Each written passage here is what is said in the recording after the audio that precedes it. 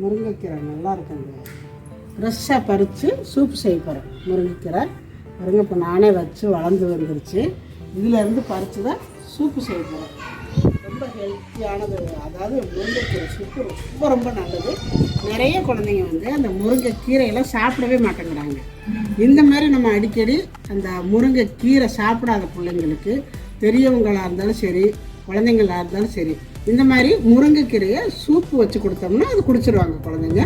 ரொம்ப நல்லது. கண்ணுக்கு, முடிக்கு, எலும்புக்கு நிறைய சத்து. இதை சொல்லிக்கிட்டே போகலாம். அவ்வளோ மருத்துவ குணம் இருக்குது முருங்கைக்கீரையில். அதை வந்து இன்றைக்கி நான் வந்து எங்கள் வீட்டில் கீரையெல்லாம் பொரியல் பண்ணால் எங்கள் பிள்ளைங்க சாப்பிட மாட்டேங்கிறாங்க. எனக்கும் கூட இப்போ பல்லெல்லாம் வலிக்கிறதுனால கீரை மென்று சாப்பிட முடிய மாட்டேங்குது. அதனால் நல்லா ஃப்ரெஷ்ஷாக பறித்து இன்றைக்கி சூப்பரான ஒரு சூப்பு தான் வச்சு சாப்பிட போகிறோம். வாங்க இப்போ அது எப்படி செய்கிறது அப்படிங்கிறது பார்க்கலாம். இப்போ பார்த்தீங்கன்னா கீரையெல்லாம் சுத்தம் பண்ணி எடுத்தாச்சு. கொழுந்தெல்லாம் அப்படியே அந்த கொஞ்சம் காம்போடவே இருக்கணும். கீரையாக பிச்சிடாதீங்க, கொஞ்சம் இப்படி காம்போடவே இருக்கணும். இதில் தான் நல்ல சத்து இருக்குது. இதுக்கு தேவையான பொருட்கள்: சின்ன வெங்காயம் உரித்து முழுசாக எடுத்து வச்சுருக்கிறேன், ஒரு 10 சின்ன வெங்காயம், கொஞ்சம் போல் இஞ்சி, 6 பூண்டு, ஒரே ஒரு தக்காளி கட் பண்ணி வச்சுருக்கிறேன், 1 ஸ்பூனு பாசிப்பருப்பு எடுத்து வச்சுருக்கிறேன். அது கண்டிப்பாக போடணும். நீங்கள் போட்டிங்கன்னா தான் குழந்தைங்கள்லாம் வேண்டான்னு சொல்லாமல் சாப்பிடுவாங்க. நீங்கள் கீரை மட்டும் போட்டிங்கன்னா துவப்பாக இருக்குது, இல்லை அது அந்த கீரை வாசம் வருதுன்னு சாப்பிட மாட்டாங்க. நீங்கள் 1 ஸ்பூனு கண்டிப்பாக சேர்த்துக்கணும். வரக்கொத்தமல்லி 1/4 ஸ்பூனு, கொஞ்சம் போல் சீரகம், கொஞ்சமாக அதுலேயும் கம்மியாக சோம்பு, கொஞ்சம் போல் குருமிளகு, 1 ஏலக்காய், நல்ல மணமாக இருக்கும். இத்துணூண்டு பட்டை போட்டுக்கோங்க. இந்த மாதிரி நீங்கள் வச்சு கொடுத்து பாருங்கள், ரொம்ப அருமையாக இருக்கும். மட்டன் சூப் மாதிரி அவ்வளோ நல்லா இருக்கும். இப்போ இந்த கீரையை நல்லா கழுவி எடுத்துக்கலாம். இப்போ நம்ம கீரையெல்லாம் நல்லா கழுவி எடுத்துகிட்டு வந்துட்டேன். இப்போ இதை நம்ம குக்கரில் போட்டுக்கலாம். குக்கரில் போட்டு தான் செய்ய போகிறேன். ஃபஸ்ட்டு கீரையை போட்டுக்கலாம்.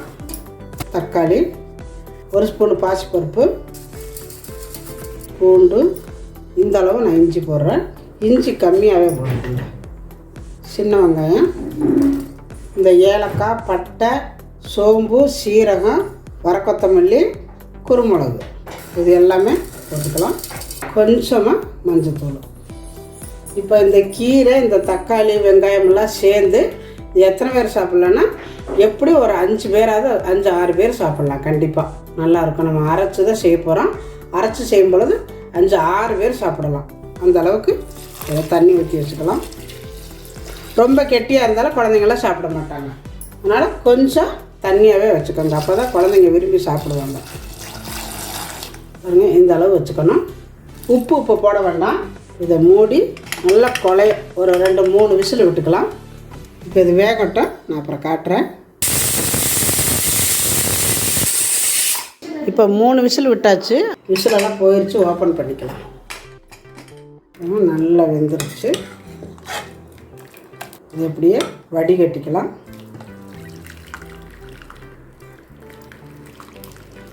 நல்லா தண்ணியெல்லாம் வடிஞ்சிருச்சு. இதை கொஞ்சம் ஆற விட்டு மிக்சியில் போட்டு ஒரு அடி அடிச்சுக்கலாம். இதில் கொஞ்சம் போல் தண்ணி விட்டு அடிச்சு, இந்தளவு தண்ணி விட்டு அடிச்சுக்கலாம். பார்த்திங்கன்னா அடித்தாச்சு. இந்த தண்ணியில் கொஞ்சம் விட்டுக்கலாம். அப்போ தான் நம்ம வடிக்கிறதுக்கு நல்லா இறங்கும். இப்போ நம்ம போட்ட செலவு சாமான், வெங்காயம், தக்காளி எல்லாம், அந்த பருப்பு எல்லாமே நல்லா அடிச்சிருச்சு, நைஸாக அடிச்சிருச்சு பாருங்கள். இப்போ இதை வடிகட்டிக்கலாம். மறுபடியும் ஒருக்கா இதை வடிகட்டிக்கலாம்.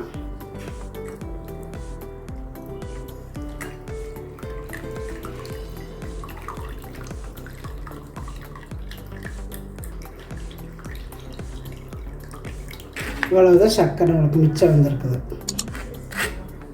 பாருங்கள். எல்லாமே வடித்தாச்சு. ஃபஸ்ட்லேயே நம்ம உப்பு போடலை, இப்போ தான் போட்டுக்கணும். தேவையான அளவு சால்ட், கொஞ்சம் போல் பெப்பர். நம்ம மிளகாயெல்லாம் எதுவுமே போடலை காரத்துக்கு. குருமிளகு தான் ஃபஸ்ட்லேயே கொஞ்சம் போட்டு அரைச்சிருக்கிறோம். இப்போ கொஞ்சம் பொடி போட்டுக்கலாம். போட்டுட்டு நல்லா கலக்கி விட்டுக்கோங்க. இதில் இன்னும் சுவை கொடுக்கறதுக்காக, நல்ல மனம் சுவையாக இருக்கிறதுக்கு கொஞ்சம் போல் வெண்ணெய் போட்டுக்கோங்க. ரொம்ப நல்லாயிருக்கும். போட்டிங்கன்னா இந்த சூட்டில் கரைஞ்சிக்கும்.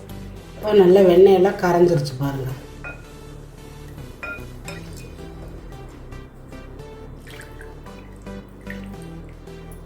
இப்போ பார்த்தீங்கன்னா ரொம்ப டேஸ்டான சுவையான முருங்கைக்கீரை சூப்பு ரெடி ஆயிடுச்சு.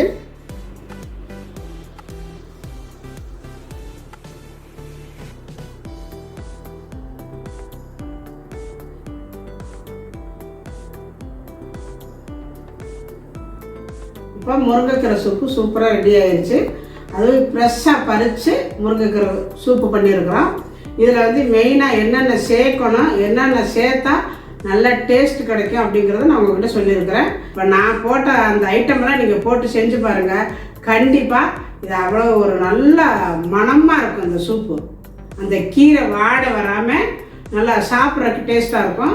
இதே மாதிரி நீங்களும் செஞ்சு பாருங்கள். செஞ்சு பார்த்துட்டு எப்படி வந்துச்சு அப்படிங்கிறத எனக்கு கமெண்ட்டில் சொல்லுங்கள். இந்த வீடியோ பிடிச்சா லைக் பண்ணுங்கள், ஷேர் பண்ணுங்கள். செட்டிநாடு சமையலுக்கு சப்ஸ்கிரைப் பண்ணுங்கள். நன்றி.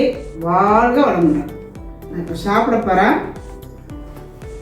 அப்படியே சாப்பிட்டு பார்த்து ரொம்ப நல்லா இருந்துச்சு.